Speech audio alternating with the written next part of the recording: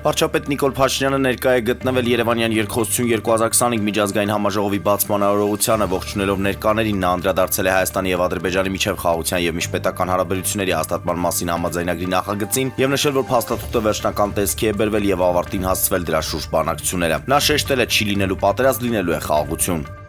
Սլովակիայի վարչապետ Ռոբերտո Ֆիցոյի դիմավորման պաշտոնական արարողությունից հետո տեղի է ունեցել վարչապետ Նիկոլ Փաշինյանի եւ նրա առանձնազրույցը երկու երկրների վարչապետերը քննարկումը շարունակել են ընդլայնված կազմերով։ Հանդիպման ընթացքում անդրադարձ է կատարվել Հայաստանի եւ Ադրբեջանի միջև խաղաղության գործընթացին։ Բաքվի արտաքին գործերի նախարարությունից արձագանքել են Երևանյան երկխոսության ժամանակ վարչապետ Նիկոլ Փաշինյանի հայտարարություններին վարչապետի դիրքորոշումը հարցեր է առաջացնում խաղաղությանը երկրի հանձնառության վերաբերյալ, ասվում է Ադրբեջանի արտգործնախարարության մամուլի քարտուղար Այխան Աջիզադեի մեկնաբանության մեջ։ Կայացել է Ֆրանսիայի արտաքին գործերի նախարար Ժան-Նոել Բարոյի պաշտոնական այցը Հայաստան, արտգործնախարարությունում արտգործնախարար Արադ Միրզոյանի եւ Ֆրանսիայի արտգործնախարարի միջև տեղի է ունեցել առանձնազրույց։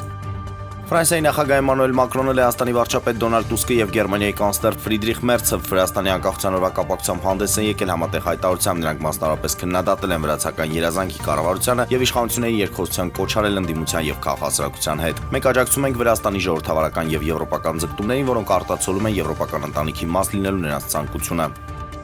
Խավի Ալոնսոն հայտարարել է Ռեալում նոր դարաշրջան սկսելու մասին, այսօր 43-ամյա իսպանացին ներկայացվել է որպես Մադրիդի Ռեալի նոր գլխավոր մարզիչ, ինձ համար առանձնահատուկ օր է, անկասկած ես այն ամբողջ կյանքում կնշեմ, իմ օրացույցում մեջ բերել է նա։